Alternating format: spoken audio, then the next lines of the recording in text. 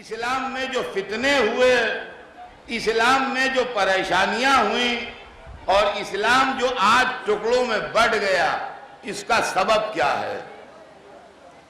میں وہ بنیادی چیز آپ کو سنا دوں تاکہ بچوں کے کان میں پڑی رہ جائے کہ اسلام میں تفرقے کی بنیاد کہاں سے پڑی اور مسلمان ٹکڑوں میں کہاں سے بٹا۔ دیکھیے، یہ نہ بنی امیہ کے زمانے کی بات ہے، نہ بنی عباس کے زمانے کی بات ہے، نہ رسول کے 40 برس بعد کی بات ہے اور نہ رسول کے 100 برس بعد کی بات ہے۔ رسول کے زمانے میں، ہم میرا ایک ایک جملہ غور سے سنیے گا، رسول کے زمانے میں دو طرح کے لوگ اسلامی محفل میں تھے۔ ایک وہ جو دل سے مسلمان ہوئے تھے اور وہ احترام خدا و رسول دل سے کرتے تھے، اور دوسرے وہ جو حکومت کی آرزو میں مسلمان ہوئے تھے اور مصلحتاً خدا و رسول کا نام لیتے تھے۔ ثبوت کے طور پر قرآن مجید میں سورہ منافقون موجود ہے۔ جب تک قرآن میں سورہ منافقون رہے گا، اس وقت تک اس بات کا ثبوت رہے گا کہ مسلمان دو طرح کے تھے، ایک وہ جو کلمہ دل سے پڑھتے تھے، دوسرے وہ جو کلمہ زبان سے پڑھتے تھے۔ سنیے گا، جو لوگ رسول اللہ، تو اب مسلمانوں میں دو نظریے رسول کی زندگی میں تھے، دو نظریے رسول کی زندگی میں تھے۔ ایک یہ کہ رسول کا احترام کرو اس لیے کہ یہ رسول ہیں، اور دوسرا یہ کہ موقع ہو تو سلام کر لو اور موقع نہ ہو تو ٹال جاؤ۔ تو رسول کی زندگی میں دو طرح کے مسلمان تھے، ایک رسول کا احترام کرنے والے اور ایک رسول کا احترام نہ کرنے والے۔ قرآن مجید نے ثبوت دیے ہیں۔ دیکھیے، قرآن رسول کے بعد ایک حرف نہیں اترا ہے، جتنا قرآن ہے رسول کی زندگی میں اترا ہے، لہذا قرآن میں جو کچھ ہے وہ رسول کے تعلق سے ہے۔ قرآن میں ہے لا ترفعوا اصواتکم فوق صوت النبی، رسول کی آواز پر اپنی آواز اونچی نہ کرو۔ اس کا مطلب ایسے بدتمیز مسلمان تھے جو رسول سے اونچی آواز میں بولتے تھے۔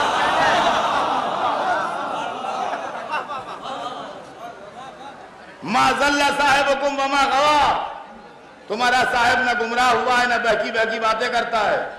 اس کا مطلب ایسے گمراہ تھے جو رسول کو گمراہ کہتے تھے اور ان کی باتوں کو بہکی باتیں کہتے تھے۔ قرآن میں ہے لا تقولوا رائنا، ہر زبان میں لفظیں ایسی ہوتی ہیں جس کے دو معنی ہوتے ہیں، ایک مسخرے پن کے معنی ہوتے ہیں، ایک سیدھے معنی ہوتے ہیں۔ عربی میں رائنا بھی ایسا ہی لفظ ہے۔ لوگ رسول اللہ کے سامنے آ کے یہ لفظ بولتے تھے اور ہنستے تھے باہر نکل کے۔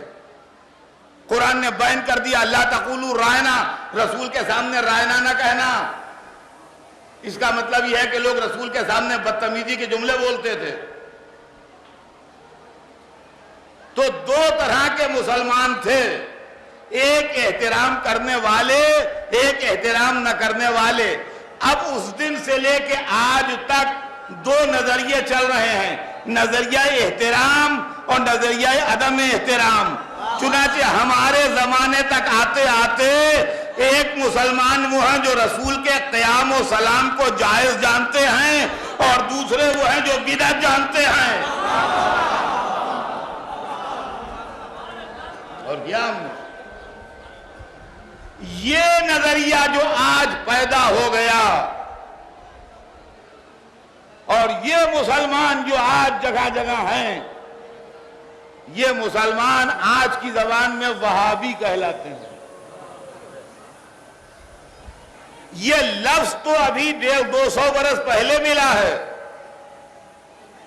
وہابی، مگر یہ نظریہ رسول اللہ کے زمانے سے موجود ہے۔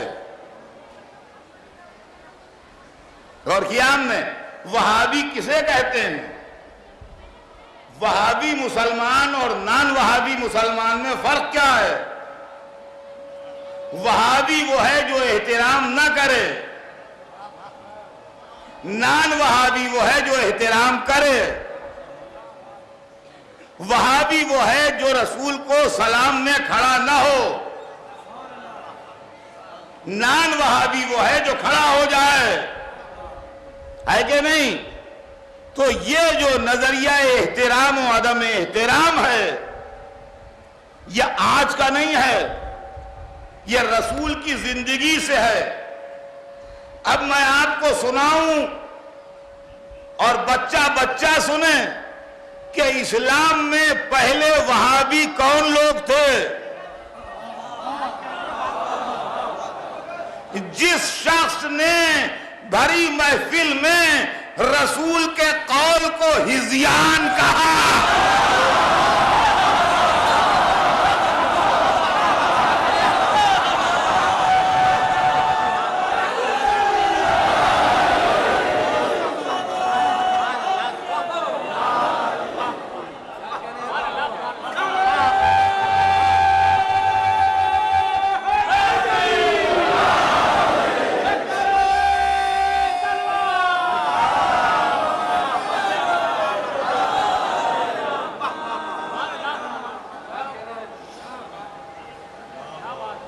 شخص اسلام میں پہلا وہابی ہے۔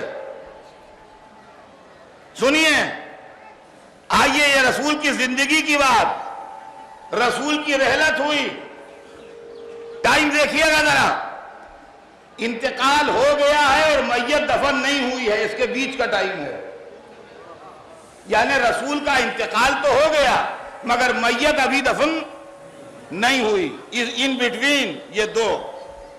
ایک صاحب مسجد النبی میں کھڑے تقریر کر رہے ہیں کہ جو خدا کی پرستش کرتا ہے سن لے کہ خدا زندہ ہے اور اسے کبھی موت نہیں آئے گی، جو محمد کی پرستش کرتا ہے وہ سن لے کہ محمد مر گئے۔ سوال یہ ہے کہ مسجد میں بڑے بڑے صحابہ موجود ہیں، کون محمد کی پرستش کرتا تھا جو آپ کو یہ کہنا پڑا کہ سن لے کہ محمد مر گئے؟ محمد مر گئے، یہی 1400 برس پہلے جو انہوں نے آواز دی تھی محمد مر گئے، آج تک وہاں بھی یہی کہہ رہے ہیں سلام کیسا محمد مر گئے، قیام کیسا محمد مر گئے۔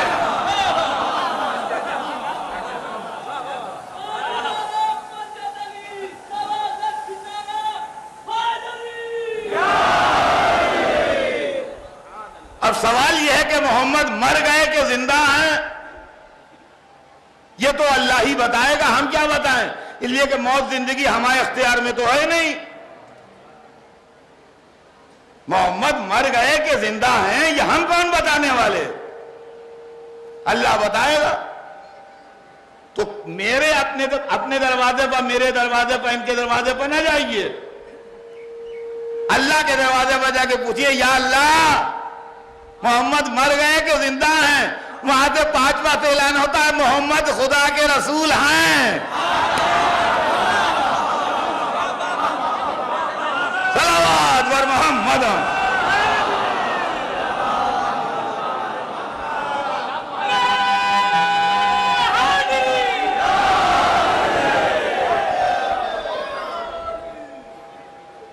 اب آئیے، تھوڑے دنوں کے بعد حج کے زمانے میں ایک صاحب کھڑے حجر اسود سے لڑ رہے ہیں، ہم آپ پتھر سے لڑ رہے ہیں کھڑے ہوئے، ایسے عقل پر پتھر پڑے کہ آدمی سے آدمی کو لڑتے دیکھا تھا مگر آدمی کو پتھر سے لڑتے نہیں دیکھا تھا۔ یہ حج کے زمانے میں کھڑے پتھر سے لڑ رہے ہیں، حجر اسود سے۔ باتیں بھیڑ بھاڑ ہوتی ہے نا حج میں، تو یہ ڈیمارلائز کرنے کا ایک طریقہ ہے۔ وہاں کھڑے ہوئے ہیں اور کہہ رہے ہیں مجھے معلوم ہے تو ایک پتھر ہے، نہ کسی کو فائدہ پہنچا سکتا ہے نہ نقصان پہنچا سکتا ہے، چونکہ رسول نے تجھے چوما تھا اس لیے چومے لیتا ہوں۔ دیکھا آپ نے وہی وہابی نظریہ، حجر اسود کے سامنے کھڑے ہیں اور لڑ رہے ہیں اس سے کہ مجھے معلوم ہے تو ایک پتھر ہے، نہ کسی کو فائدہ پہنچا سکتا ہے نہ نقصان پہنچا سکتا ہے، چونکہ رسول اللہ نے چوما تھا اس لیے چومے لیتا ہوں۔ یہ سوچ کے لڑ رہے تھے کہ یہ پتھر تو لاوارث ہے، اب پتھر کی کسی سے رشتہ داری تو ہوتی نہیں، لہذا میں کہہ کے چلا جاؤں گا، بولے گا کون؟ یہ بھول گئے تھے کہ کوئی مولود کعبہ بھی ہے۔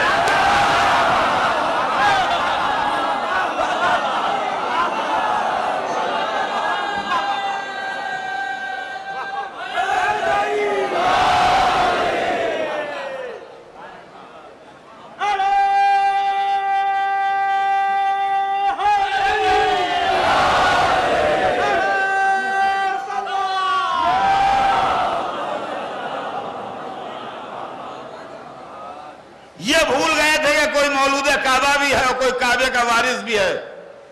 جیسے ہی انہوں نے حجر اسود پر اٹیک کیا ویسے ہی پیچھے سے آواز آئی، تو غلط کہتا ہے، کیا تو نے قول رسول نہیں سنا کہ فائدہ بھی پہنچاتا ہے نقصان بھی پہنچاتا ہے؟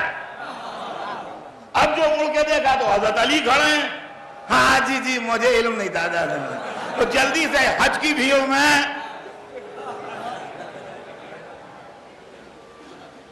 یہاں سے ہوئی میاں وہابیت کی ابتدا۔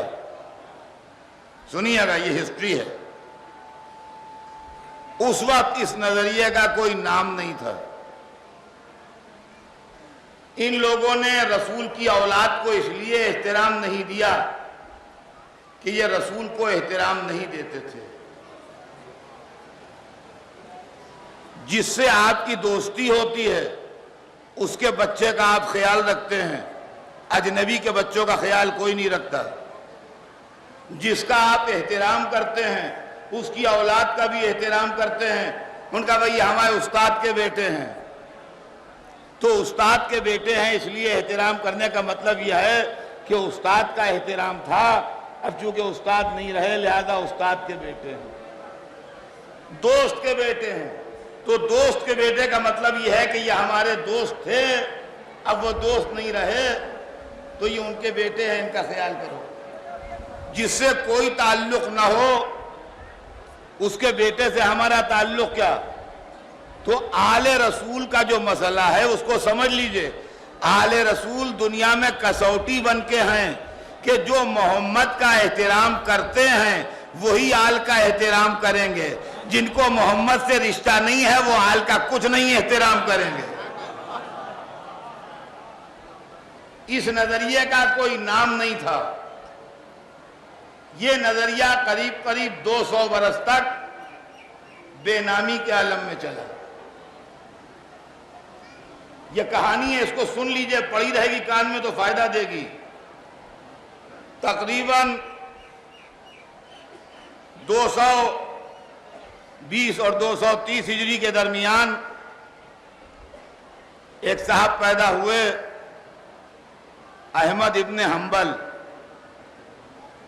جو اسلام کے ایک فرقے کے جو اسکول ہیں فقہ کے 4، حنفی، شافعی، مالکی، حنبلی، اس میں سے ایک اسکول ہے فقہ کے سربراہ بھی ہیں، امام ابن احمد ابن حنبل کہلاتے ہیں۔ احمد ابن حنبل وہابی فکر کے آدمی تھے، چنانچہ حنبلی فقہ جو ہے اس کے اندر وہابیت کے اثرات زیادہ ہیں، اور احمد ابن حنبل کے زمانے میں بنی عباس کا جو بادشاہ تھا اس کا نام متوکل تھا۔ یہ وہی بادشاہ تھا جس نے امام حسین کے روضے کا نشان مٹانے کے لیے کوشش کی تھی کہ اس پر ہل چل جائیں یا وہاں نہر جاری ہو جائے۔ وہ خود تو دشمن اہل بیت تھا ہی، مگر احمد ابن حنبل کے اثرات میں بھی تھا، اس لیے بھی یہ کوشش کر رہا تھا۔ تو یہ حنبلی نظریہ کہلایا۔ چنانچہ آج تک سعودی عرب والے جو ہیں وہ حنبلی فقہ کو مانتے ہیں۔ یہ اپنے ذہن میں رکھیے گا، آپ اگر آپ کے علم میں نہ ہو تو اس کو نوٹ کر لیجئے گا کہ سعودی عرب والے جو ہیں وہ حنبلی فقہ کے قائل ہیں۔ تھوڑے دنوں کے بعد ایک 300 برس 400 برس کے اس واقعے کے بعد ایک شخص پیدا ہوا جس کا نام تھا ابن تیمیہ، اور ابن تیمیہ نے ایک تحریک چلائی کہ اسلام میں بدعتیں بہت رائج ہو گئی ہیں، ہمیں اپنے پرانے اسلاف کی طرف پلٹ کے جانا چاہیے جو ہم سے پہلے تھے رسول اللہ کے زمانے میں۔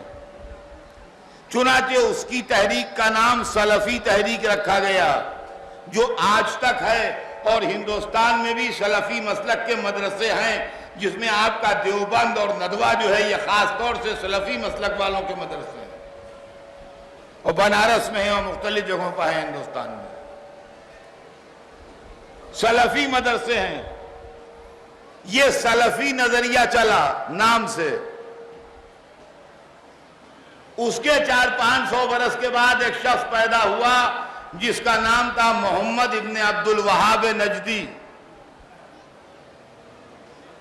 اس نے سلفی نظریے کو قبول کر کے اس کا پرچار شروع کیا، اور آل سعود ایک قبیلہ تھا جس نے اس کے ہاتھ پر بیعت کی،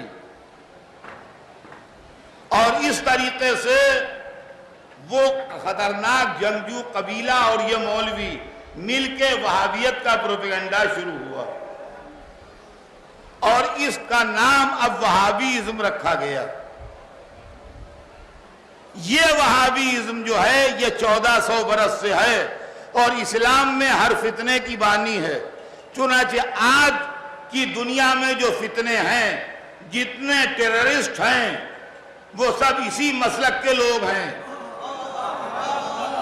جتنے طالبان ہیں وہ سب اسی مسلک کے لوگ ہیں، جتنے القاعدہ والے ہیں وہ سب اسی مسلک کے لوگ ہیں۔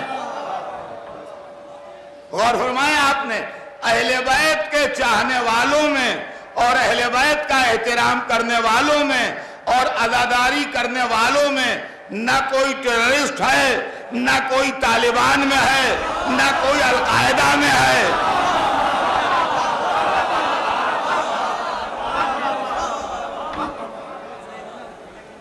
ہمارے پاس جہادی تنظیمیں نہیں ہیں۔ اس کی وجہ یہ ہے کہ ہمارے مسلک میں یعنی شیعہ مسلک میں یہ حرام ہے کہ 4 لونڈے جمع کر کے جہاد ڈکلیئر کر دیا۔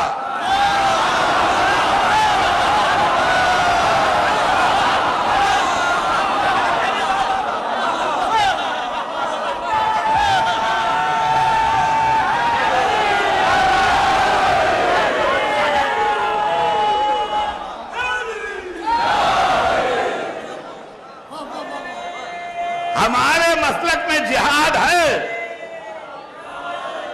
ہم انکار نہیں کرتے جہاد سے، ہمارے یہاں جہاد ہے۔ ہمارے فروع دین میں 6 نمبر پر جہاد کا ذکر ہے، ہمارے یہاں قرآن میں جہاد کا تذکرہ ہے، ہمارے اماموں نے جہاد کیا ہے، مگر ہمارے یہاں جہاد ایک مقدس عبادت کا نام ہے جو بغیر امام معصوم کی اجازت کے نہیں ہو سکتا۔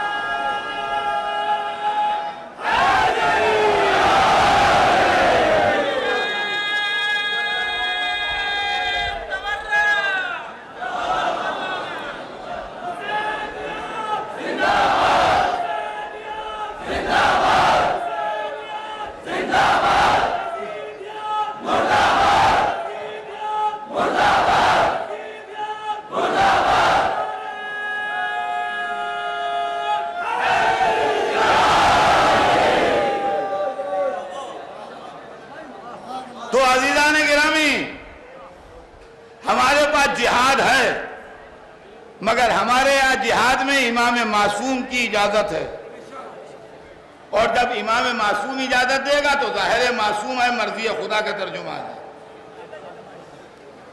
وہ مسئلہ الگ ہے۔ لیکن آپ کہہ دیں یہ کہہ دیں اور جہاد ہو جائے، میں نہیں ہوگا۔ جہاد کہتے کسے ہیں؟ جہاد میں آدمی اپنی زندگی اللہ کے سامنے لے جاتا ہے، معبود اسے قبول کر لے، اس کی مرضی ہو وہ قبول کرے، اس کی مرضی نہ ہو نہ قبول کرے۔ تو آدمی کبھی میدان جہاد سے زندہ واپس آ جاتا ہے، کبھی شہید ہو جاتا ہے۔ اور کیا ہم نے، یہ ہے جہاد۔ اب آئیے میں ایسی مثال دے دوں کہ جو بچوں کی سمجھ میں آ جائے کہ جہاد میں بھاگنا حرام کیوں ہے۔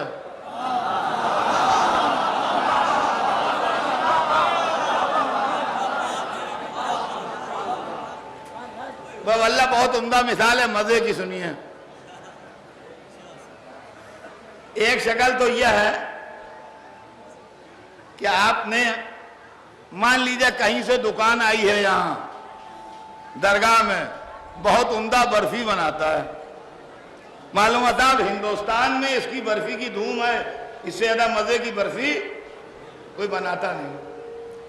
تو اب ذرا ہر ایک وہاں بھیڑ لگی ہوئی ہے، اس کی ضرورت ہے، وہاں بھیڑ لگی ہوئی ہے دکان پہ برفی کی۔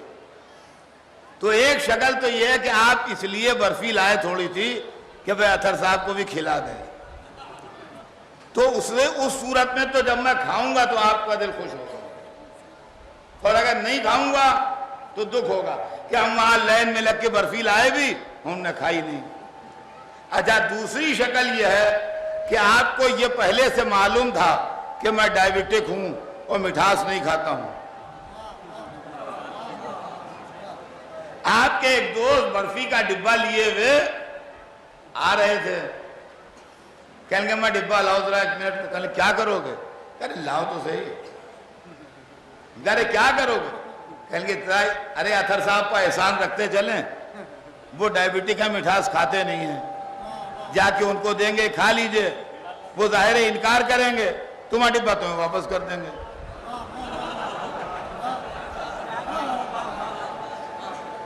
آپ ڈبہ لیے میرے سامنے آ گئے، اطہر صاحب برفی کھائیے، میں نے ہاتھ بڑھا دیا، جیسے ہی ہاتھ بڑھایا ڈبہ لے کے بھاگے۔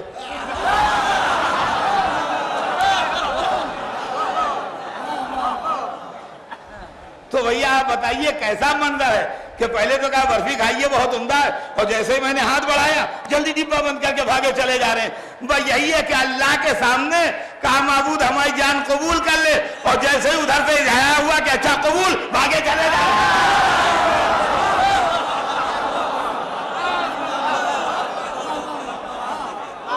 عزیزان گرامی، جہاد کی عظمت یہ ہے کہ جو جہاد میں آتا ہے میدان سے وہ پلٹ کے نہیں جاتا۔ جہاد حسین نے کیا تھا، 72 لائے تو ایک ایک گنوا دیا۔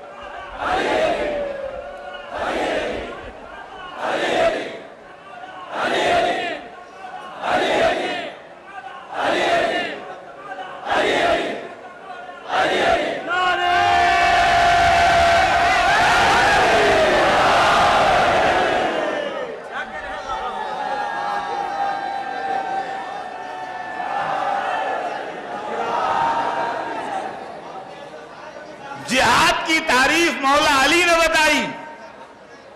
جب جنگ احد میں لوگ میدان سے چلے گئے تو تھوڑے دنوں بعد جب حالات نارمل ہوئے اور پھر مسجد میں سب جمع ہوئے تو رسول نے ان لوگوں سے نہیں پوچھا جو چلے گئے تھے کہ تم کیوں چلے گئے، جو نہیں گیا تھا اس سے پوچھا کہ یا علی سب گئے تم کیوں نہیں گئے؟ تو علی نے جواب دیا، سب کو معلوم ہے کہ یا رسول اللہ کیا ایمان کے بعد کفر اختیار کرتا؟ اور رسول خاموش رہے۔ اس کا مطلب رسول نے علی کا جواب قبول کیا، تو اس کا مطلب میدان جنگ سے بھاگنا، میدان جہاد سے، جنگ کی بات نہیں، میدان جہاد سے بھاگنا کفر ہے۔ عجیب و غریب مسئلہ ہے میرے دوستو، ذرا آپ اس کو غور کیجئے گا کہ لوگ ہمیں کافر کہتے ہیں، لوگ ہمیں کافر کہتے ہیں کہ شیعہ کافر ہیں، اور خود جہاد کا اعلان کر کے کئی برس سے بھاگے ہوئے ہیں، نہیں مل رہا ہے۔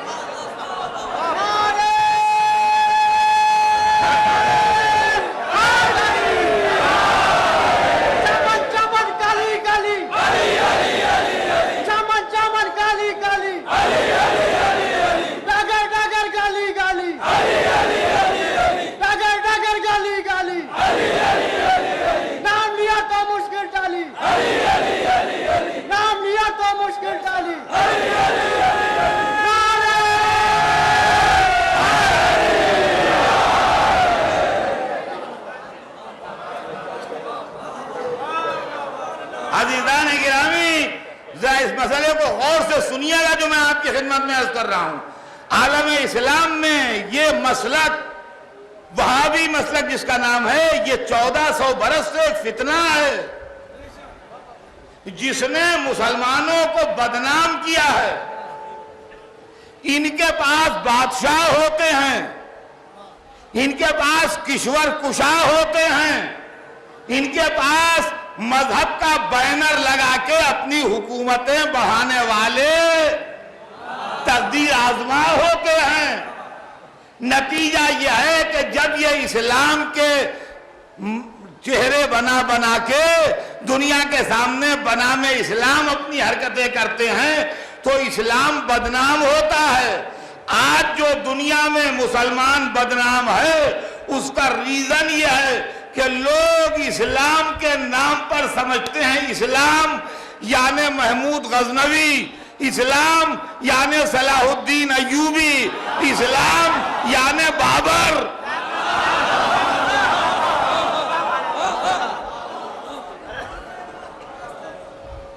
عزیزان گرامی، ہمارا فرقہ اکیلا وہ ہے جو 1400 برس سے لڑ رہا ہے اور یہ کہہ رہا ہے اسلام یعنی علی، اسلام یعنی حسین۔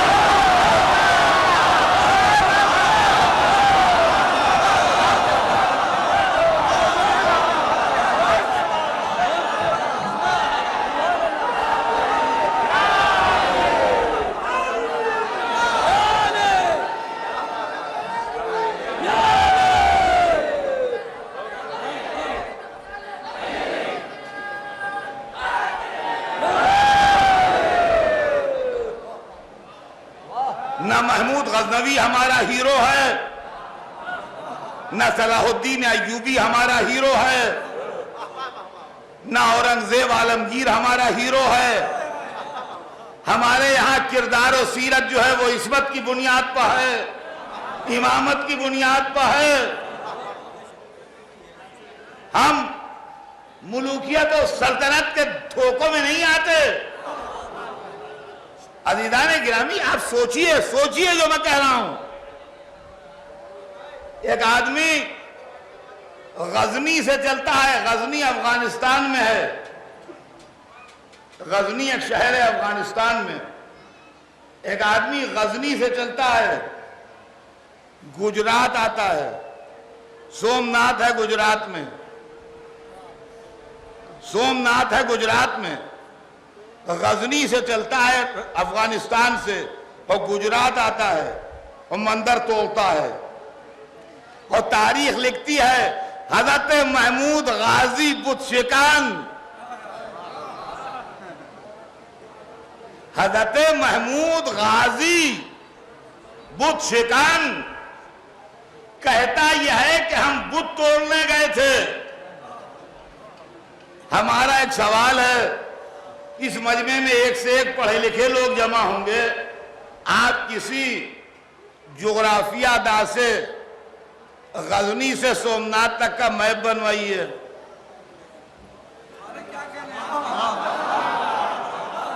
غزنی سے افغانستان سے ہندوستان میں گجرات تک شو کرے وہ ایسا میپ بنوائیے.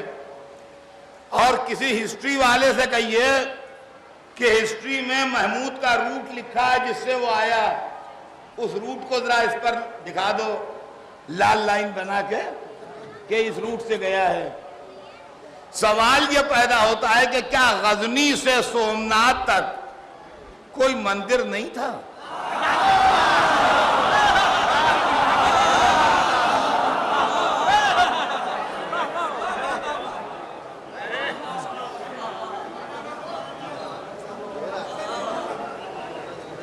غزنی سے سومنات تک, افغانستان سے ہندوستان کے گجرات تک بیچ میں کوئی مندر نہیں تھا. تو اگر بت توڑنا ہوتے تو بھائی لائن سے توڑتے ہوئے چلو.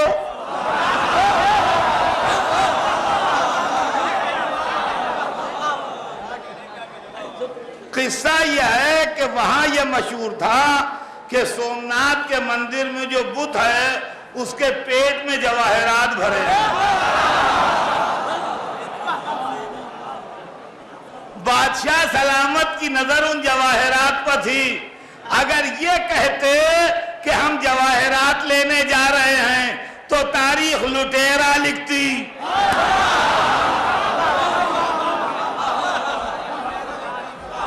اگر یہ کہہ کے جاتے کہ ہم جواہرات لینے جا رہے ہیں تو تاریخ لٹیرا لکھتی. انہوں نے کہا ہم خدمت اسلام کے لیے جا رہے ہیں. بولے بھالے مسلمانوں نے غازی لکھ دیا.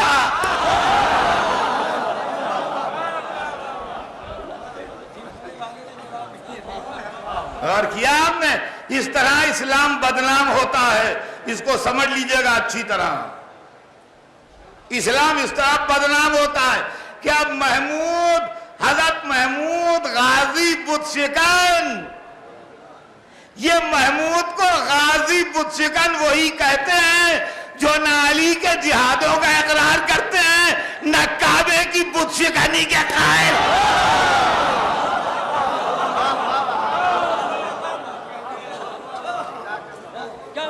تو عزیزان گرامی, اسلام کو بدنام کیا ان لوگوں نے, اور ہم سے بڑھ کے کوئی اس چیز کا سمجھنے والا نہیں ہے. اس لیے کہ آج نہ صحیح لیکن کل کی تاریخ کے اندر صرف شیعہ کا نام بچے گا جس نے دہشت گردی کا مقابلہ کیا ہے.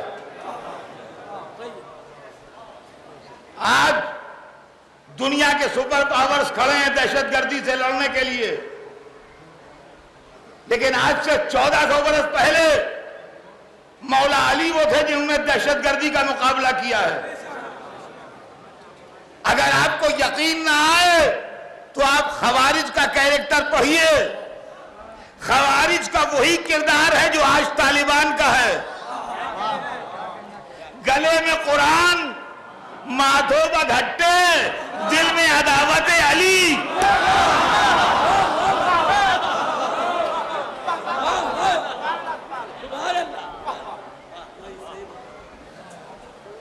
ہر وقت اللہ اللہ اللہ, بے گناہوں کو مار رہے ہیں, گاؤں میں آگ لگا رہے ہیں, بچوں کو قتل کر رہے ہیں, عورتوں کو قتل کر رہے ہیں.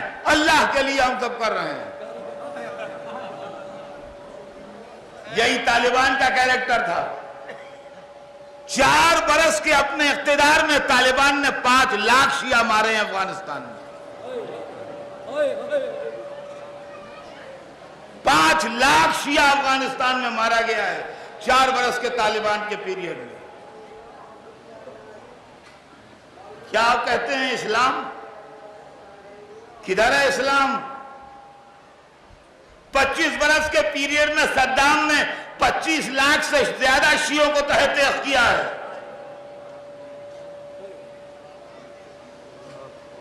قبریں نکل رہی ہیں جس میں 450 500 300 میتیں. سب شیعہ بچوں عورتوں مردوں کی میتیں ہیں. اور عزیزان گرامی یہ وہ ہیں جو اپنے علاوہ ہر ایک کو کافر سمجھتے ہیں. آئیے میں آپ کو کل کی خبر سناؤں. کل جمعہ تھا. جمعے کی نماز کے بعد نام نہاد ہمارے پڑوسی اسلامی ملک میں اسلام آباد میں شیعوں کی مسجد میں فائرنگ کر کے 17 شیعوں کو مار ڈالا ہے.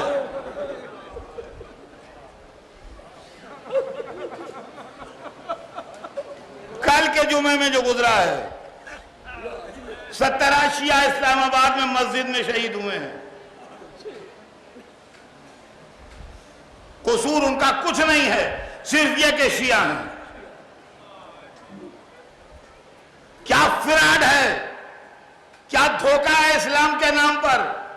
اور اس کے بعد سارے مسلمان چپ ہیں. علماء اسلام کو صاف سون گیا ہے جو کہتے نہیں کہ یہ قتل کرنے والے کافر ہیں. ہم اگر علم اٹھا لیں تو کافر ہیں، وہ مسلمانوں کو مار ڈالیں تو مومن ہیں.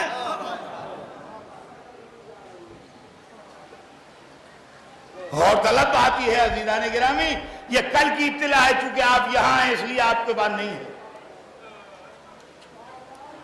مجھے کل 4 بجے دن کو یہ اطلاع مل گئی تھی راستے میں جب میں آ رہا تھا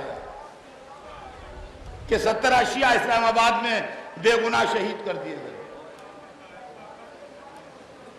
تو عزیزان گرامی یہ روز ہو رہا ہے ہمارے ساتھ.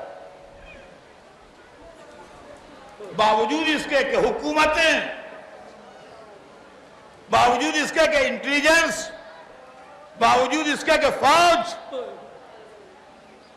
ویجیلنس لگائے ہوئے ہے کہ ایسا نہ ہو، لیکن اس کے بعد بھی وہ حملہ کرنے سے چوکتے نہیں. ایک طرف وہ حملہ کرنے سے چوکتے نہیں اور دوسری طرف ہمارے بھولے بھالے لوگ اتحاد بین المسلمین کی دہائی دینے سے باز نہیں آتے.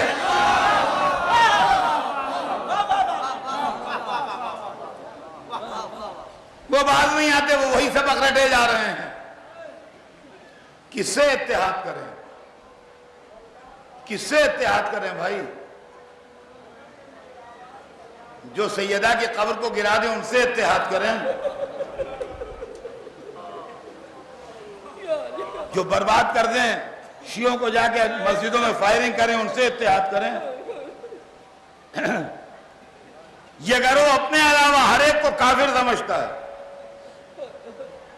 اور اسلام میں سارے فساد کے یہ ذمہ دار ہیں. دہشت گردی کو ہم سے بڑھ کے کون پہچانے گا؟ ہم جانتے ہیں دہشت گردی کیا ہے. ہمارے مولا علی نے دہشت گردوں کا مقابلہ کیا ہے اور ہمارے ہی مولا علی پہلے شہید ہیں جو ایک ٹیررسٹ کے ہاتھوں شہید ہوئے ہیں. ارے آپ سنیے تو صحیح، سب آپ کو معلوم ہے. میں کوئی نئی بات بتانے نہیں آیا ہوں، خالی متوجہ کرنے آیا ہوں. مولا کائنات علی ابن ابی طالب کو عالم نماز میں مسجد کوفہ میں عبد الرحمن نامے ایک دہشت گرد نے نماز پڑھتے میں شہید کیا. دہشت گرد نہیں تھا تو کیا تھا؟ ٹیررسٹ نہیں تھا تو کیا تھا؟ تو دنیا آج ٹیررزم کا شکار ہوئی ہے. ہم 1400 برس سے ٹیررزم کا شکار ہیں اور یہ بھی سن لیے دنیا کہ ہمارا محرم جو ہے یہ دہشت گردی کے خلاف پروٹیسٹ ہے.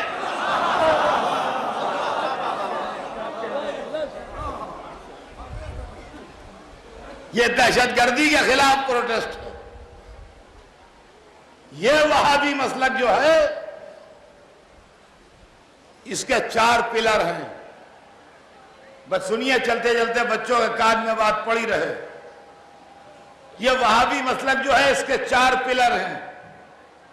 یہ 4 ستونوں پر کوئی عمارت ٹھہری ہوتی ہے، تخت کے 4 پائے ہوتے ہیں. ویسے ایک پلر کا نام ہے عدم احترام.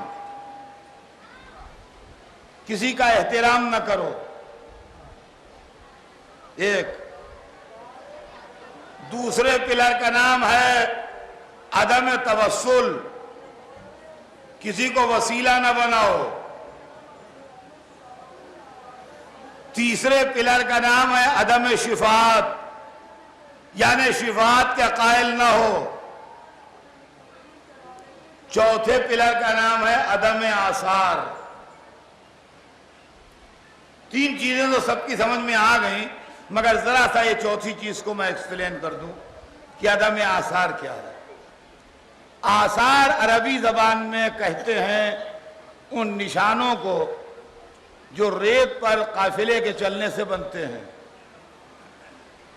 جن کو دیکھ کے دوسرے قافلے راستے پر چلتے ہیں.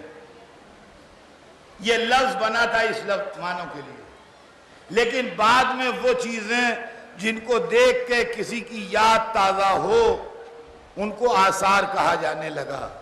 جیسے ہم کہیں کہ آپ دلی جائیے تو مغل شہنشاہوں کے آثار دکھائی دیں گے.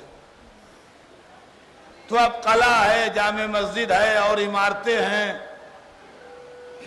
تو ان کو دیکھ کے مغل بادشاہوں کی یاد آتی ہے.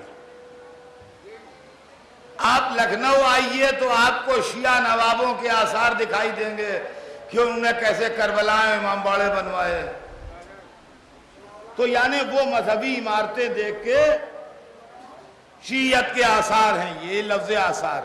تو وہابیت کا چوتھا پلر یہ ہے کہ آثار مٹاؤ. روضہ کھود ڈالو. کوئی گھر یہاں رسول اللہ پیدا ہوئے ان کا جلدی کھودو، اسے حرام ہے. یہ درخت جو لگایا یہ پہلے یہاں پر رسول اللہ نے لگایا تھا، جب سے یہاں لگا ہوا ہے آج تک وہی درخت کی نسل سے یہ درخت ہے، ان کا جلدی کاٹو اسے، حرام. یہ چار چیزیں ہیں ان کے یہاں: عدم احترام، عدم توسل، عدم شفاعت اور عدم آثار. اب آئیے دو دو جملے سن لیجئے، بات تمام ہو. عدم احترام کہ احترام نہ کرو. میاں بس اللہ، یہ بڑی داڑھی، بس اللہ. خبیث صورت، منڈی بھی مونچھے، بڑی بھی داڑھی، بس اللہ. کیا ایسی شکل کا اللہ والا ہوتا ہے؟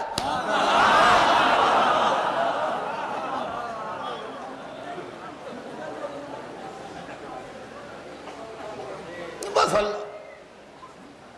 یہ اللہ کی محبت میں اللہ نہیں ہے، یہ اہل بیت کی عداوت میں اللہ ہے.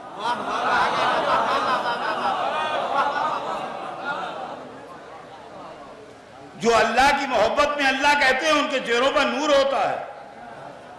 جو اہل بیت کی عداوت میں اللہ کہتے ہیں ان کے چہروں پر پھٹکار ہوتی ہے.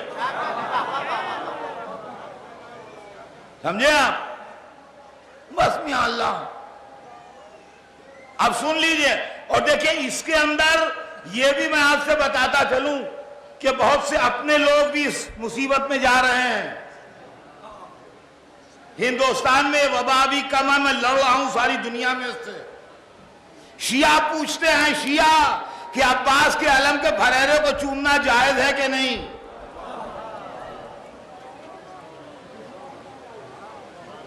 شیعہ کہتے ہیں کہ تازیوں کو بوسہ دینا حلال ہے کہ حرام. آپ کو خبر نہیں ہے، آپ ہندوستان میں رہتے ہیں، باہر بڑی آفت مچی ہوئی ہے. پورے 2 مہینے 8 دن ہم سے اسی بات پر لڑائی ہوئی ہے کہ وہ لوگ کہہ رہے تھے کہ نجاست کے عالم میں گھس جاؤ روزے کے اندر. ہم کہہ رہے تھے نہیں، پاک ہو کے جاؤ. سمجھے آپ؟ یہ ہے معاملہ. لڑائی جاری ہے، ابھی ختم نہیں ہوئی ہے. تو ہم بھی میدان میں ڈٹے ہیں، اس لیے کہ باطل جب اپنا باطل نہیں چھوڑتا تو حق اپنا حق کیوں چھوڑے.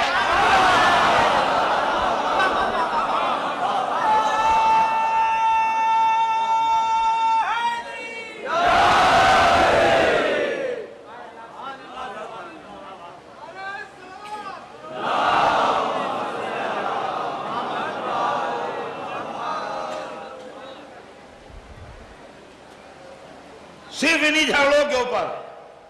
اور آپ جانتے ہیں اس کے اندر دوسرا دردناک پہلو اور سن لیجئے کہ ایسے مولوی بھی شیعوں میں پیدا ہو گئے ہیں جو کہتے ہیں کہ عباس کے علم کے پھریرے پر اگر لفظ حسین لکھا ہے اور آپ یہ سمجھ کے چوم رہے ہیں کہ آپ امام حسین کا نام چوم رہے ہیں تب تو جائز ہے، ورنہ حرام. دیکھا آپ نے کون سی فقہ پڑھ کے آئے ہیں یہ لوگ؟ ورنہ حرام ہے. ہم ہمیشہ جب قرآن ایک نے دوسرے کو دیا تو یوں چوم کے آگے بڑھایا. اگر جزدان میں ہے تو کپڑا چوما، اگر نہیں ہے تو دفتی چومی. کسی نے نہ کہا کہ حرام ہے. تو نسبت قرآن سے پوری امت دفتی یا کپڑا چومتی ہے تو علماء چپ ہیں. نسبت عباس سے چوما تو حرام ہے.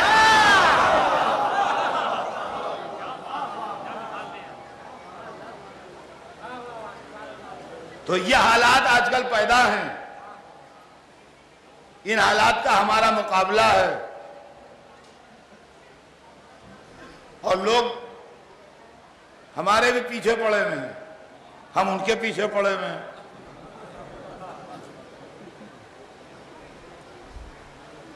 ہم ان کے پیچھے پڑے ہوئے ہیں.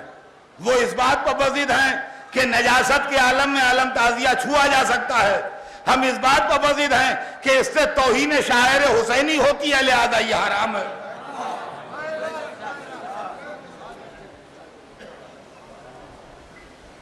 وہ اس بات پر بضد ہیں کہ آدمی ہو کے گھوڑے کے چومنے کے کیا معنی. ہم اعتراض کرتے ہیں کہ اگر یہی اصول ہے تو آدمی ہو کے پتھر کو چومنے کے کیا معنی.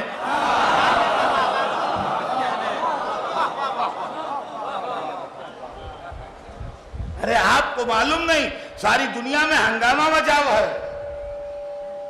ایک گروہ صاحب ذوالجناح کی جان کا دشمن ہے، اس سے بھی ہماری لڑائی ہے. ایک گروہ نظر نیاز کا دشمن ہے، اس سے بھی ہماری لڑائی ہے. ایک گروہ اس بات پر ضد کر رہا ہے کہ علم تعزیوں کو نجس لوگ ضرور چھوئیں، ان سے بھی ہماری لڑائی ہے. ایک گروہ اس بات کے اوپر اختلاف کر رہا ہے کہ اتنے پیسے خرچ ہوتے ہیں یہ غریبوں کو دے دیے جائیں، ان سے بھی ہماری لڑائی ہے. تو ہماری لڑائی تو سب سے ہے. خیر ہماری آپ کی دوستی رہے. ایسی لڑائیاں تو ہوتی رہتی ہیں لیکن یہ کہ تفریح ہوتی ہے اور کیا ہے. تو عزیزان گرامی اب فلسفہ سن لیں بچے. یہ تو سب بحث تھی کہ وہ احترام جو خدا کے مقابلے میں مانگا جائے وہ حرام ہے. سنیے گا، وہ احترام جو خدا کے مقابلے میں مانگا جائے وہ حرام ہے. وہ احترام جو خدا کی وجہ سے ہو یا واجب ہے یا مستحب ہے، یا واجب ہے یا مستحب ہے. اب سنیے، کعبہ اللہ کا گھر ہے، اس کا نام ہے بیت اللہ. کعبہ اللہ نہیں ہے مگر اس کا احترام واجب ہے. رمضان مبارک اللہ کا مہینہ ہے، اس کا نام ہے شہر اللہ، اس کا احترام فرض ہے. قرآن اللہ کی کتاب ہے، اس کا نام ہے کتاب اللہ، اس کا احترام واجب ہے. حجر اسود، صفا و مروہ، قربانی کا جانور، مینا و مشر، ان سب کا ایک اجتماعی نام ہے شعائر اللہ، اللہ کی نشانیاں، ان کا احترام فرض ہے. معلومات جو شے اللہ کی وجہ سے محترم ہے اس کا احترام واجب ہے. جو شے اللہ کے مقابلے میں لائی جائے اس کا احترام حرام ہے. کعبہ اس لیے محترم کہ بیت اللہ، قرآن اس لیے محترم کہ کتاب اللہ، رمضان اس لیے محترم کہ شہر اللہ، حجر اسود و صفا و مروہ اس لیے محترم کہ شاعر اللہ. یہی دلیل میری ہے، محمد اس لیے محترم کے رسول اللہ، علی اس لیے محترم کے ولی اللہ۔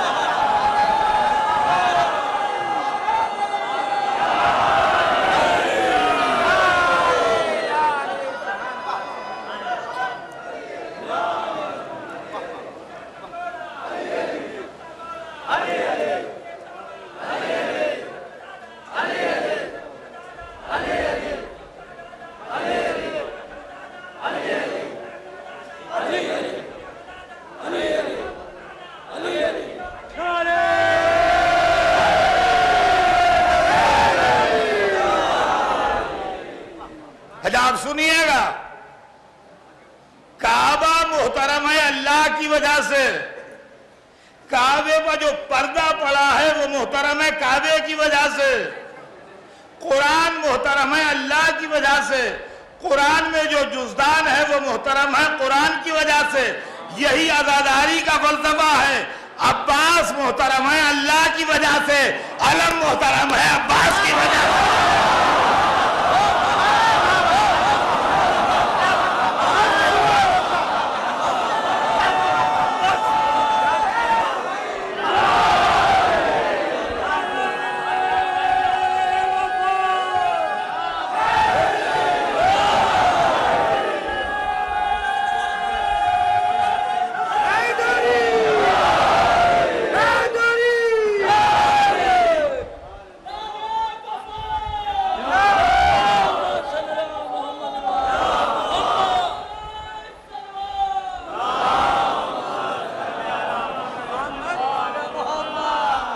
یہی مسئلہ زری تعزیہ کا ہے،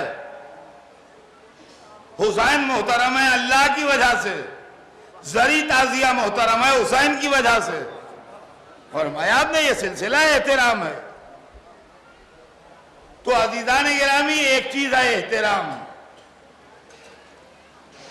اور ہم کو احترام کا حکم دیا ہے قرآن نے، وہی آیت جو میں نے پڑھی ہے وَمَن يُعَظِّمْ شَعَائِرَ اللَّهِ، جو اللہ کی نشانیوں کا احترام کرے۔ اب آئیے دوسرا فلسفہ ان کا ہے عدم توسل، کوئی وسیلے کی ضرورت نہیں بھائی، اللہ کے ہوتے یا علی کیسا،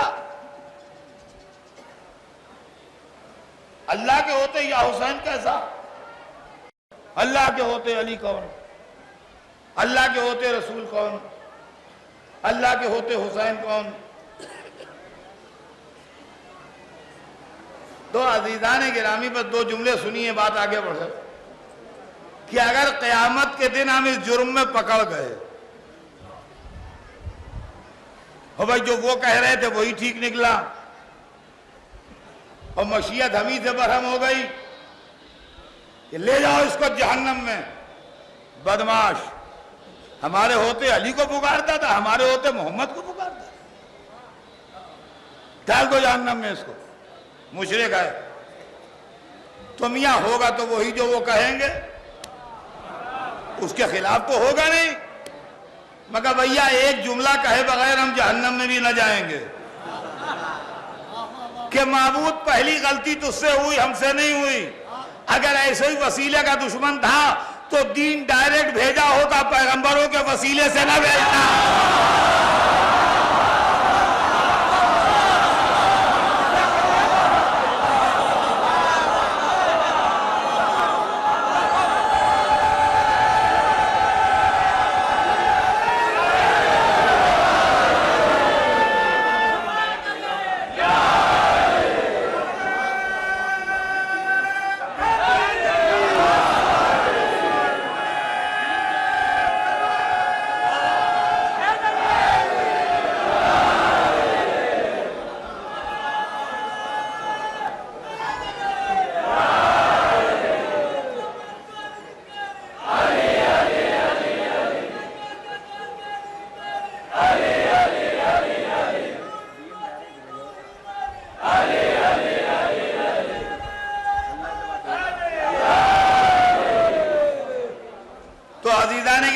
دین تو اللہ ہو کے وہ پیغمبروں کے وسیلے سے بھیجے اور ہم ڈائریکٹ آئے ہیں۔ یہ بات سمجھ میں آنے والی نہیں. یہ ساری تحریکیں اینٹی اہل بیت ہیں. گھنٹہ بھر تک اس نے کان کھائے. میاں سارا اقتدار اللہ کے پاس، سب اللہ کے پاس. اب بتائیے مسلمان بھائی مسلمانوں، کیوں بھائی مسلمانوں؟ اب بھائی مسلمان کیا کرے؟ گردن ہلا رہے طوطے کی طرح، لنگیاں باندھے یہاں سے وہاں تک بیٹھے ہیں. سمجھے آپ؟ کھل گئے. ایک پتی نہیں ہلتی بغیر حکم خدا. بھیا تو کون کہے گا کہ نہیں ہلتی ہے؟ بتائیے آپ. ایک بوند پانی نہیں گرتا بغیر حکم خدا. ٹھیک ہے. آپ ایک منٹ نہیں زندہ رہ سکتے بغیر حکم خدا. تو کون کہے گا کہ نہیں ہم زندہ رہتے؟ جب گھنٹہ بھر تک انہوں نے اللہ اللہ کر لیا تو اب بولے کہ لے بھائی اب تم انصاف سے بتاؤ یہ اتنا بڑا واقعہ کربلا بے حکم خدا کیسے ہو جاتا؟ جو کچھ ہوا اللہ کی مرضی سے ہوا. اب اس میں کسی کو برا کہنے سے کیا فائدہ؟ جو یزید کو لوگ برا کہتے ہیں، سب کہتے ہیں ارے جو ہوا چپ کے بیٹھو، اللہ کی مرضی ہے. اب سمجھے آپ خدا خدا کا معاملہ کیا تھا؟ باعثوں کے لیے اللہ نے ہمارے ایسے پیدا کیے. ہم نے کہا مولانا بالکل صحیح کہا آپ نے، بے حکم خدا پتی نہیں ہلتی تو واقعہ کربلا کیسے ہو جائے گا؟ واقعہ کربلا بھی اللہ کی مرضی سے ہوا. لیکن ایک بات سن لیجئے کہ جب پتی نہیں ہلتی بغیر حکم خدا اور ایک بوند پانی نہیں گرتا تو اتنے بڑے بڑے عالم کیسے اڑ جائیں گے بے حکم خدا؟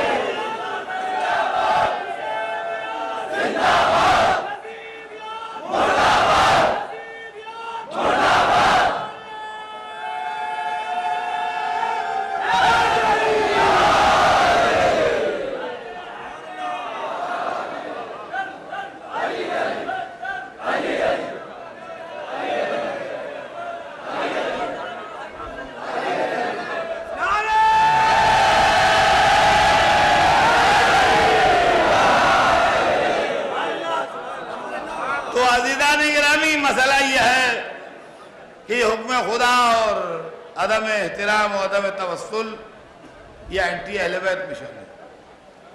اب آئیے تیسری چیز کہ شفاعت نہیں ہوگی. یہ بھی اہل بیت کی دشمنی میں ہے. تھرو آؤٹ وہی ہے سب.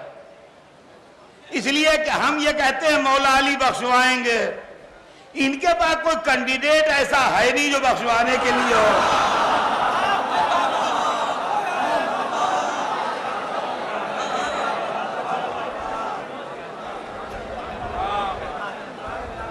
بھائی یہاں یہ ہے کہ مولا علی بخشوائیں گے، جناب سیدہ بخشوائیں گی، امام حسن امام حسین ہیں، مولا عباس یہ شفاعت کریں گے.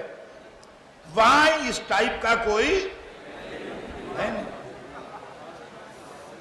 زیادہ یہ سوچتے ہیں بھیا یہ تو اپنی شفاعت کے حوالے سے لوگوں کو کھینچ لیں گے، لہذا انکار کر دو کہ شفاعت ہوئے گی. اچھا اب اس کے اندر ایک دیکھیے جو مصیبتیں آ رہی وہ بھی میں سنا دوں. اب مان لیجئے کہ یہ محرم کی مجلسوں کی بات نہیں ہے. ہماری کیا 30-40ویں کی مجلسیں ہوتی ہیں.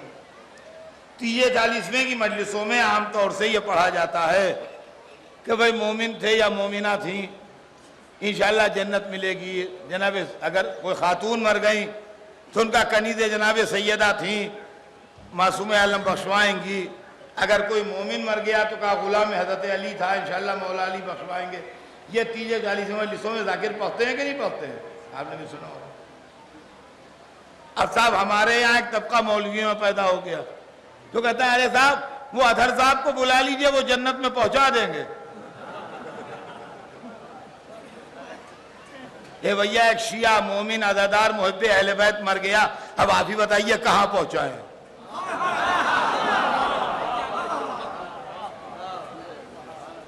بھائی عزادار تھا، مومن تھا، ہر سال مجلسیں کرتا تھا، ہر سال جوگی پورے آتا تھا، علم اٹھاتا تھا، سینہ زنی کرتا تھا، حصہ بانٹتا تھا، مومن تھا، اہل بیت کا چاہنے والا تھا، مر گیا تو اب کہاں پہنچا ہے بتا دیں؟ کہل گا صاحب آپ یہی پڑھتے رہیے گا کہ بخشش ہوگی تو عمل کون کرے گا؟ اے تو آپ کی بدعملی کے کارن ہم حق شفاعت علی نہ پڑھے.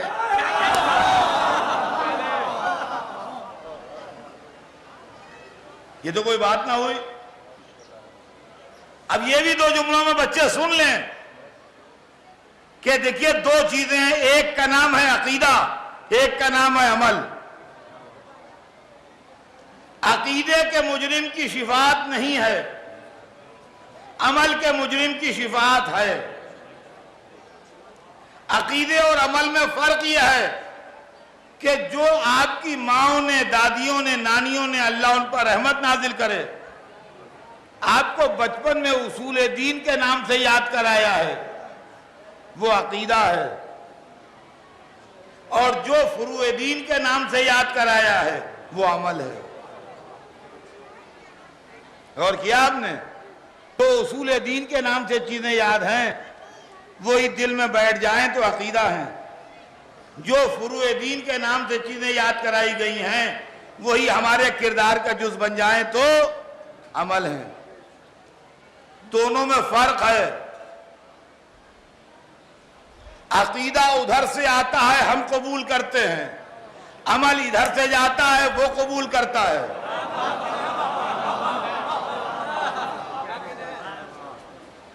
سنیے، عقیدے میں ہے اصول دین، اول توحید، اللہ ایک ہے.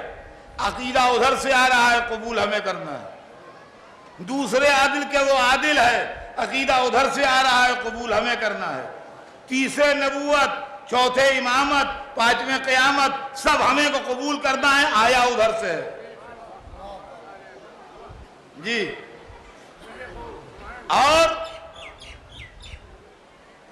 فروع دین وہ ہیں جو ادھر سے جاتے ہیں اور اسے قبول کرنا ہے. نماز ہم پڑھتے ہیں، اسے قبول کرنا ہے. روزہ ہم رکھتے ہیں، اسے قبول کرنا ہے. حج ہم کرتے ہیں، اسے قبول کرنا ہے. زکوٰۃ و خمس ہم دیتے ہیں، اسے قبول کرنا ہے. جہاد کو ہم نکلتے ہیں، اسے قبول کرنا ہے. عقیدہ وہ ہے جو ادھر سے آئے اور ہم قبول کریں. عمل وہ ہے جو ادھر سے جائے اور وہ قبول کرے. اب خالی ایک بات رہ جاتی ہے، وہ سن لیجئے کہ یہ محبت اہل بیت کا ہے میں ہے، عقیدے میں کہ عمل میں؟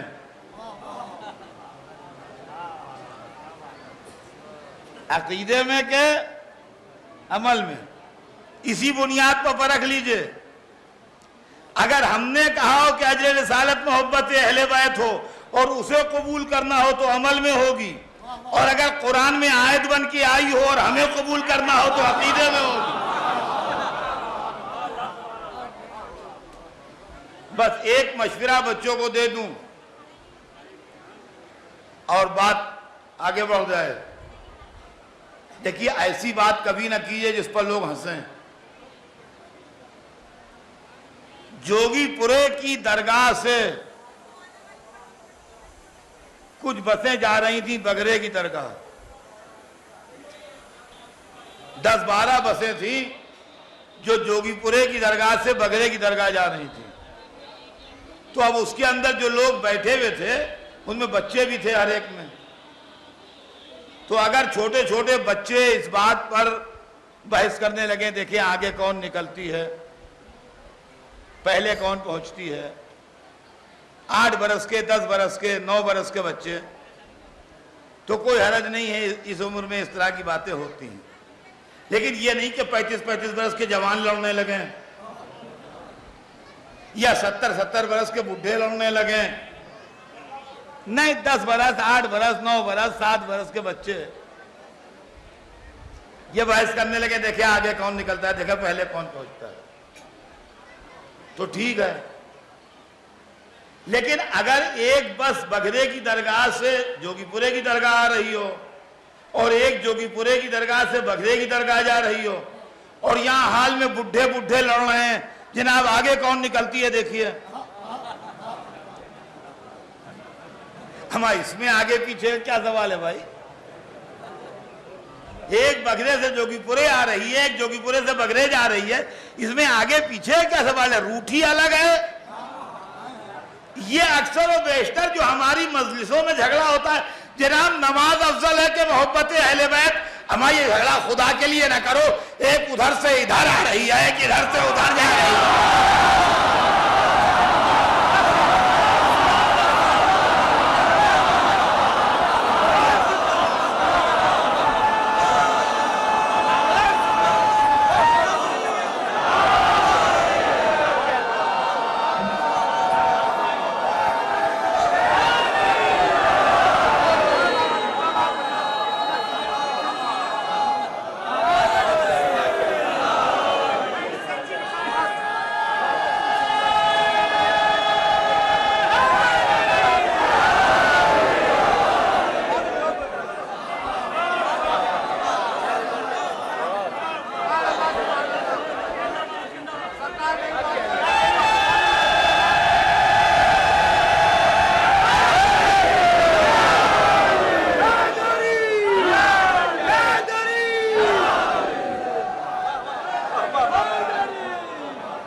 تو عزیزان گرامی،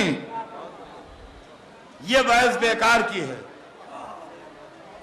ہم کسی عقیدے کے مجرم کے لیے یہ نہیں کہتے کہ علی بخشوائیں گے یا رسول بخشوائیں گے یا امام بخشوائیں گے. ہم مغفرت کی بات عمل کے مجرموں کے لیے کرتے ہیں، اور وہ دنیا میں عمل کی کمزوریوں کا علاج مرنے کے بعد بھی ہوتا ہے. عقیدے کی کمزوری کا علاج نہیں ہوتا. عقیدے کی کمزوری کا علاج نہیں ہوتا، عمل کی کمزوری کا علاج ہوتا ہے. بات یوں سمجھ لیجئے کہ آدمی کو زندگی کے لیے دو چیزوں کی ضرورت بہت ہے، خوشی اور مسرت والی زندگی کے لیے. ایک تو یہ کہ آپ کی تندرستی اچھی ہو. بیمار آدمی کی زندگی روتے کٹتی ہے. اور دوسرے یہ کہ آپ کے پاس اتنا پیسہ ضرور ہو جتنا آپ کی برادری، آپ کے خاندان، آپ کے محلے والے، آپ کے ملنے جلنے والوں کے پاس ہے، تاکہ آپ بھی انہی کے جیسی زندگی گزار سکیں.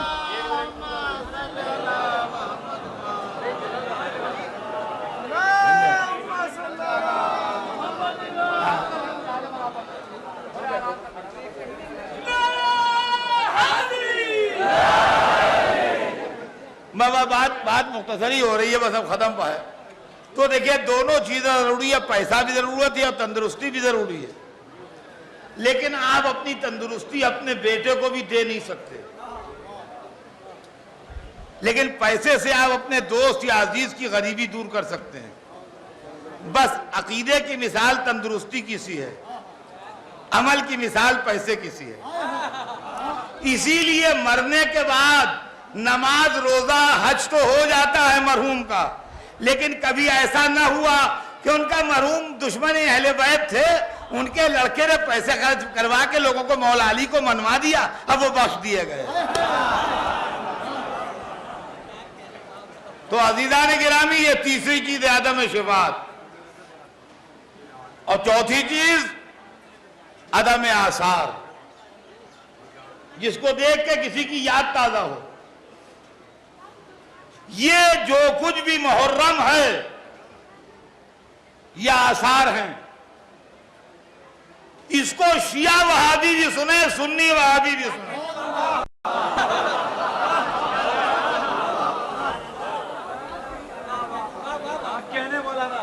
سمجھے آپ؟ دونوں سنیں. علم کو دیکھ کے وفائے عباس کی یاد تازہ ہوتی ہے، زری و تعزیے کو دیکھ کے شہادت حسین کی یاد تازہ ہوتی ہے، نذر نیاز کو دیکھ کے 3 دن کی بھوک کی یاد تازہ ہوتی ہے، سبیل کو دیکھ کے 3 دن کی پیاس کی یاد تازہ ہوتی ہے. زنجیریں جو لگتی ہیں یہ یادگار ہے پشت سید سجاد کی.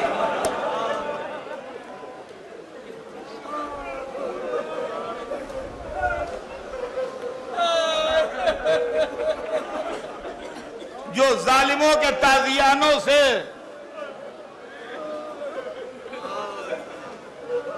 لہو لہو تھی. ذوالجنا جو ہے وہ یادگار ہے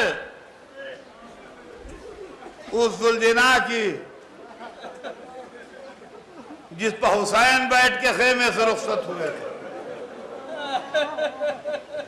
گہوارہ یاد ہے 6 مہینے کے علی اصغر کی.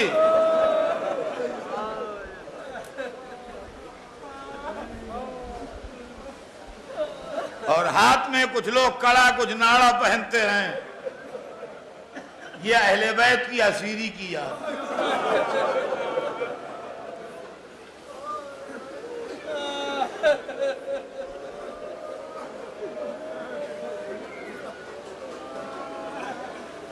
ہمارے ہاتھ میں جو یہ ناڑا ہے یہ کسی دوسرے مذہب کے انفلوئنس میں نہیں ہے. یہ دیکھ کے ہمیں یاد آتی ہے کہ زینب کے ہاتھوں میں رسیاں تھیں.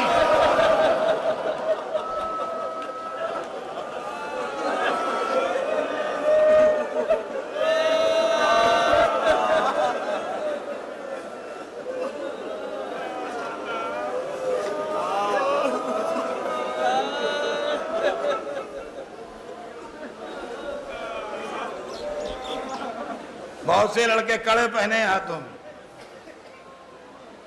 یہ سرداروں یا ہندوؤں کے انفلوئنس میں نہیں ہے. یہ بات آ رہی ہے سامنے اس لیے پڑھ رہا ہوں. یہ اس لیے کہ سید سجاد کے ہاتھ کی ہتھکڑی یاد ہے.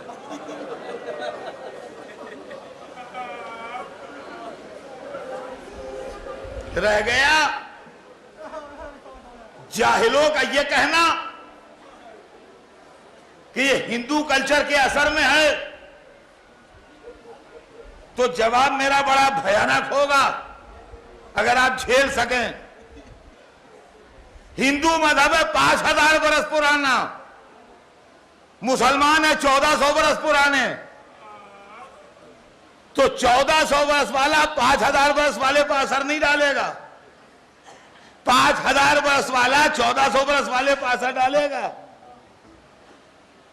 تو کیوں صاحب ان مولویوں سے کہیے کہ زبان کو لگام دیں, ورنہ ہم یہ سوال فوراً کریں گے کہ تروپتی میں اور کمبھ میں بھی ہندو سر منڈاتے ہیں اور مسلمان مکے میں جا کے سر منڈا کے آتا ہے. جس کے اثر میں کون ہے؟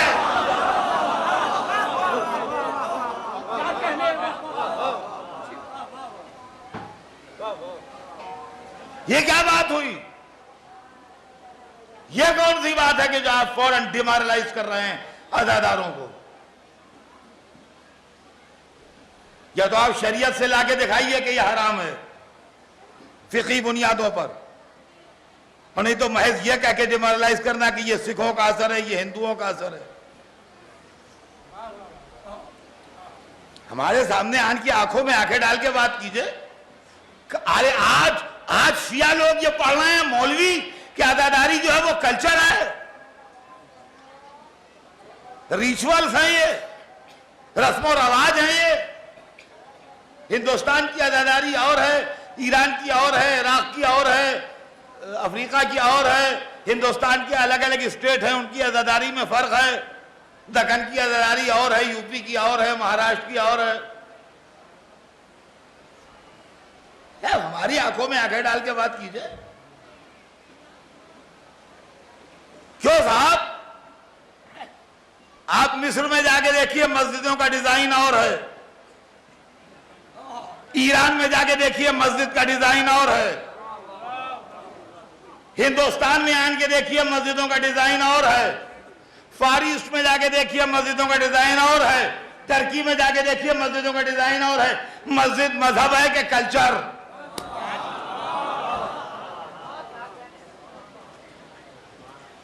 جہاں جہاں مسجد بنی وہاں لوکل جو فن تعمیر تھا اس کا اثر پڑا، لیکن ساری مسجدوں میں اللہ اکبر کامن ہے۔ جہاں جہاں عزاداری ہوئی وہاں لوکل تہذیب کا اثر پڑا، مگر ساری عزاداری میں یا حسین کامن ہے۔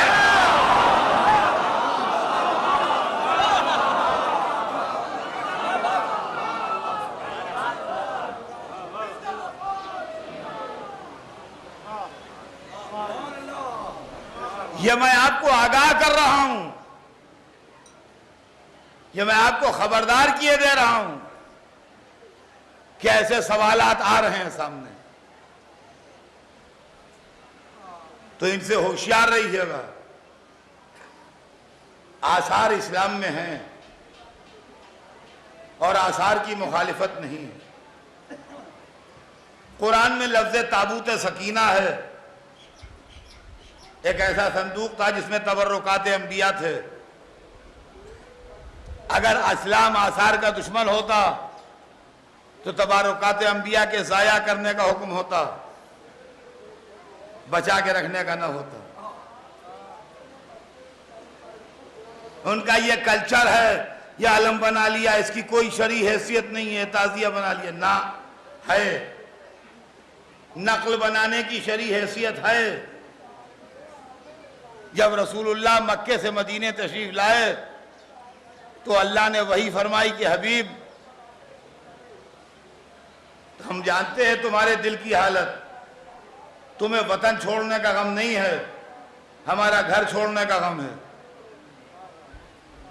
لہذا تم مسجد بناؤ، نقل کعبہ، ثواب ہم دیں گے۔ معلومہ اسلام نے سب سے پہلے نقل بنانے کی اجازت دی، اور پتہ یہ لگا کہ اگر کوئی شے دنیا میں ایک ہو، ہر جگہ پہنچ نہ سکے، ہر ایک اس تک جا نہ سکے، تو اس کی نقل بنائی جاتی ہے۔ کعبہ ایک ہے، جہاں جہاں مسلمان گئے وہاں وہاں نقل کعبہ مسجد بنائی۔ روضہ حسین بھی ایک ہے، جہاں جہاں شیعہ گئے نقل روضہ حسین کربلا بنائی۔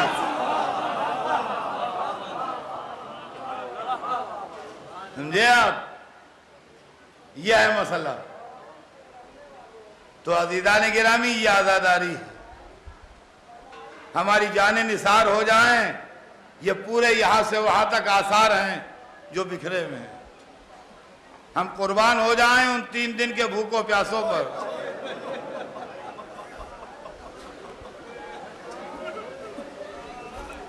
بس عزیزان گرامی،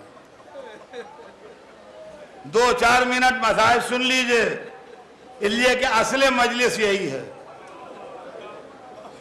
یہ مولا علی کا دربار ہے، یا علی یا آپ کے غلام حاضر ہیں،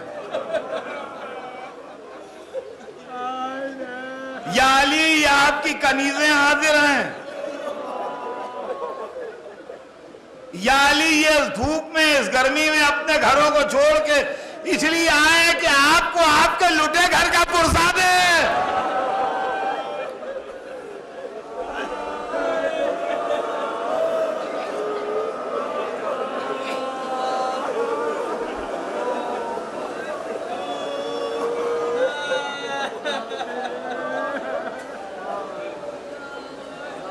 یا علی، کربلا میں آپ کا بھرا گھر لٹ گیا،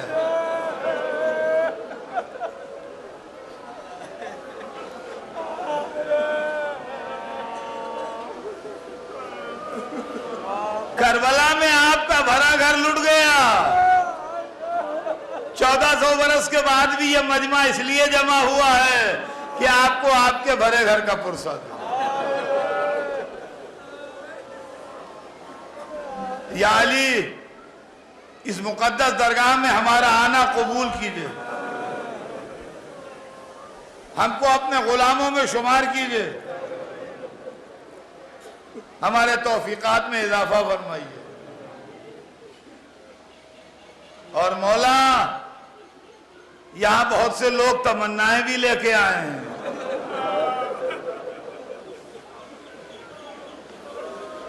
آپ کے در سے تکمیل تمنا ہوتی ہے۔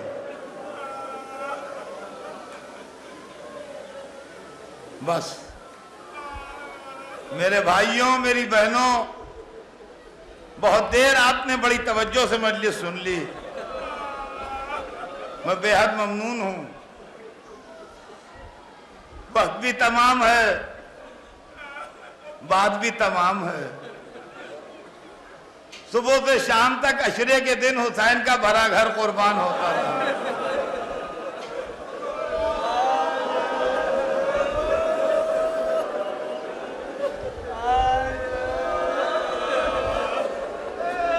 پہلے دوست قربان ہوئے، پھر عزیزوں کی باری آئی، عزیز قربان ہوئے،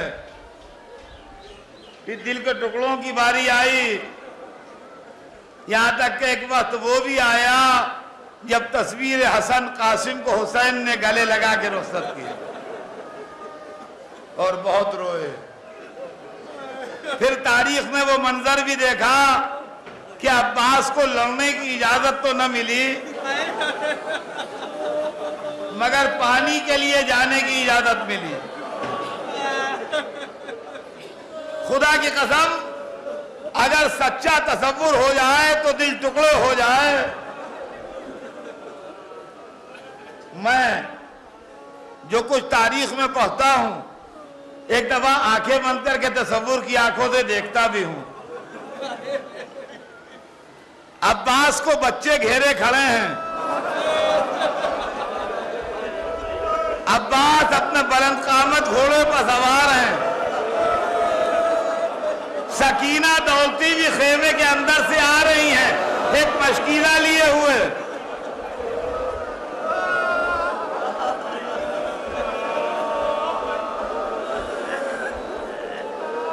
4 برس کی ننھی بھتیجی،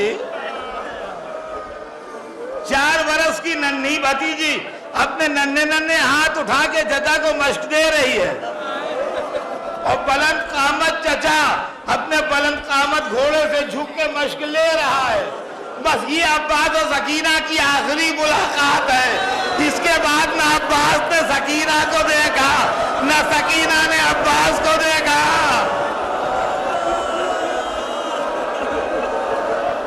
عزیزان گرامی، 2-3 منٹ مصائب اور پڑھوں گا، آپ خاموشی سے بیٹھے رہیے۔ یہ عباس و سکینہ کی آخری ملاقات تھی۔ اس کے بعد دوسری منزل آئی جب علی اکبر میدان کو سجارے،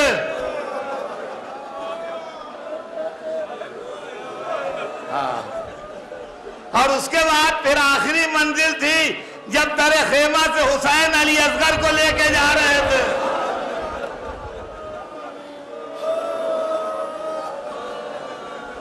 عزیزان گرامی، میں 2 منٹ مجلس ابھی اور پڑھوں گا، اور مجلس کے خاتمے کے بعد منگلور کی انجمن ذوالجناح مبارک برآمد کرے گی۔ میں چاہتا ہوں 2 منٹ ذوالجناح کے تعلق سے آپ کو 2 جملے سنا دوں، اور اس کے بعد مجلس تمام ہو جائے۔ حسین در خیمہ پر کھڑے تھے، کوئی رکاب فرس تھامنے والا نہ تھا۔